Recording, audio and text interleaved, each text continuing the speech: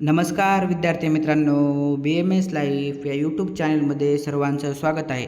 तर विद्यार्थी मित्रांनो, तुमचा नीट स्कोअर चांगला आहे, पण कॅप राऊंडमध्ये चॉईस फिलिंग चुकीची केली तर तुमचा स्कोअरपेक्षा कमी कॉलेज मिळू शकते.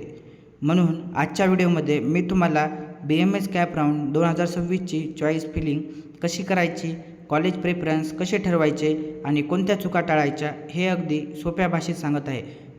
म्हणून व्हिडिओ शेवटपर्यंत बघा, कारण तुम्हाला शेवटी मी एक अशी स्ट्रॅटजी सांगणार आहे की तुमच्या फायद्यास चॉईस फिलिंग करण्यासाठी तुम्हाला खूप उपयोगी पडेल. तर विद्यार्थी मित्रांनो, चॉईस फिलिंग करत असताना सर्वात अगोदर तुम्ही तुमचा स्कोअर, ऑल इंडिया रँक आणि कॅटेगरी बघा.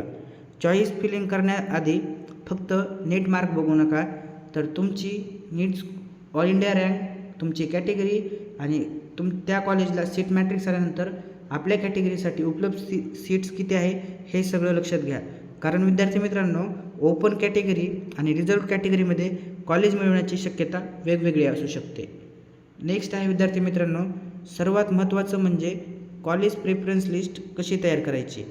तर विद्यार्थी मित्रांनो, तुम्ही कॉलेज तीन स्टेपमध्ये डिवाईड करा. पहिला भाग म्हणजे ड्रीम कॉलेजेस. हे ड्रीम कॉलेजेस तुमच्या स्कोअरपेक्षा थोडे डिफिकल्ट असलेले कॉलेजेस असू शकतात. दुसरं म्हणजे टार्गेटेड कॉलेजेस. टार्गेटेड कॉलेजेस म्हणजे तुमचा स्कोअर आणि मागील कट ऑफनुसार रिअलिस्टिक कॉलेजेस. आणि तिसरा भाग म्हणजे सेफ कॉलेजेस. तर बॅकअप ऑप्शन. तुमचा हे 3 पार्ट्समध्ये तुम्ही कॉलेजेस निवडा आणि सगळ्या कॉलेजची ऑर्डर आधीच ठरवून ठेवा मित्रांनो. नंतर आहे आता विद्यार्थी मित्रांनो ड्रीम कॉलेजेस. आता ड्रीम कॉलेजेस आहेत सर्वात जास्त आवडणारे कॉलेज. तर विद्यार्थी मित्रांनो, ह्या कॉलेजेसला तुमचा टॉप प्रेफरन्स ठेवा. स्कोअरपेक्षा थोडी डिफिकल्ट असली तरी ठेवू शकता. आणि विद्यार्थी मित्रांनो, कधी कधी काय होतं माहिती आहे का, जास्त मार्कवाले पण काउन्सिलिंगमध्ये चुकी झाली त्यांच्याकडून, तर त्या कॉलेजला त्यांचं सीट जातं. मग तुमचे जर मार्क तिथपर्यंत असतील तर ते कॉलेज तुम्हाला अलर्ट होण्याचे चान्सेस असतात. मग तुम्हाला ते ड्रीम कॉलेज आहे तुमचं, मग ते कॉलेज मिळाल्यानंतर तुमची ॲडमिशन घेण्याची पण तयारी असावी असं कॉलेज ते ठेवा. आणि प्रेफरन्समध्ये ड्रीम कॉलेजेस तुमचे वरच्या नंबरवर ठेवा.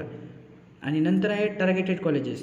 आता तुमचा स्कोअर आणि ऑल इंडिया रँक हे मागच्या कट ऑफनुसार तुम्ही चेक करतच असताल, व्हिडिओ पाहतच असताल, नीट काउन्सिलर पाहतच असताल. तर असे कॉलेजेस की जे तुम्हाला लागणार आहेत आणि तुमच्या कॅटेगरीनुसार मागच्या वर्षीचा कट ऑफ पाहून तुम्ही ते कॉलेजेस काढलेच असताल, ही तुमचे टार्गेटेड कॉलेज तुमच्या मेन टार्गेटमध्ये ठेवा. आणि नंतर आहे सेफ ऑप्शन, बॅकअप ऑप्शन म्हणून. तर हे विसरू नका विद्यार्थी मित्रांनो. ॲडमिशन मिळण्याची शक्यता तुम्हाला इथे जास्त असते. आणि फीस आणि लोकेशन तुमच्यासाठी योग्य आहे का ते पहा. एखादं कॉलेज तुम्हाला आवडत नसेल तर ते कट ऑफ कमी असेल तर ते भरू नका. आणि शेवटी योग्य सेफ चॉईस ठेवा विद्यार्थी मित्रांनो. आणि हे जर तुम्ही 3 असं केलं, ड्रीम कॉलेजेस, टार्गेटेड कॉलेज आणि सेफ ऑप्शन, ह्यामुळे तुम्हाला चॉईस फिलिंग करताना कन्फ्युजन कमी होईल.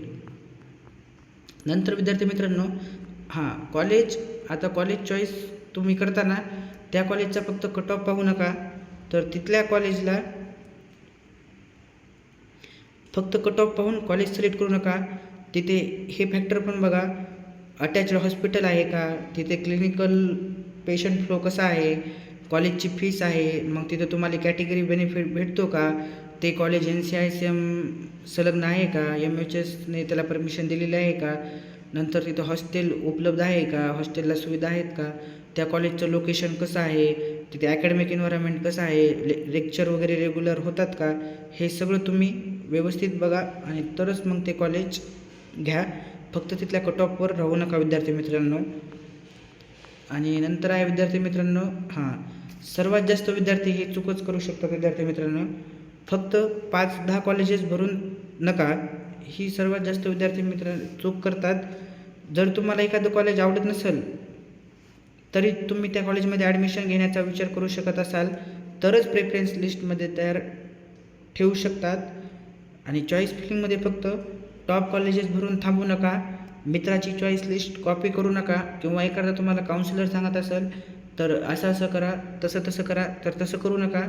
तुम्हाला जे वाटतं आणि तुम्हाला कॉलेज घ्यायचं आहे, मग तुम्ही तिथली फीस वगैरे बघूनच तुम्ही ते करा. आणि ऑफिशियल इन्फॉर्मेशन न तपासता सबमिट करू नका विद्यार्थी मित्रांनो.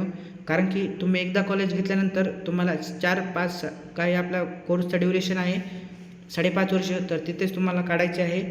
त्यामुळे आत्ताच निर्णय व्यवस्थित घ्या. आणि नंतर आहे विद्यार्थी मित्रांनो, एक सिंपल स्ट्रॅटर्जी सांगतो तुम्हाला.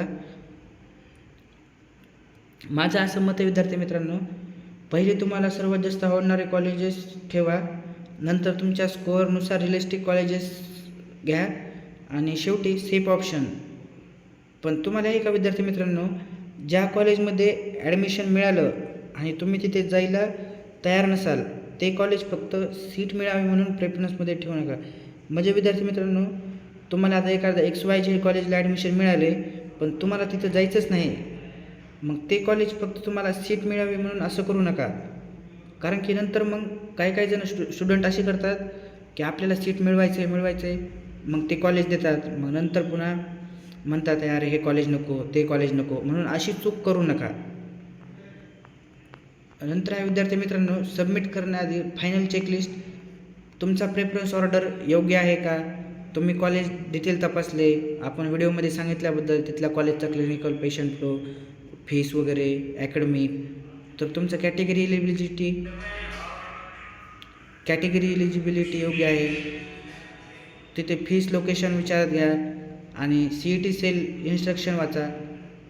तर विद्यार्थी मित्रांनो, स्मार्ट चॉईस फिलिंग करा, ऑफिशियल इन्फॉर्मेशन तपासा, प्रेफरन्स विचारपूर्वक करावा.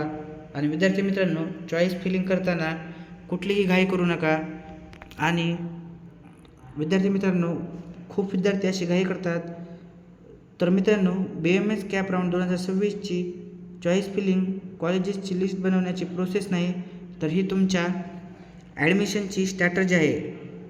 म्हणून विद्यार्थी मित्रांनो, घाई करू नका, ऑफिशियल इन्फॉर्मेशन तपासा आणि मगच फायनल प्रेफरन्स लिस्ट करा.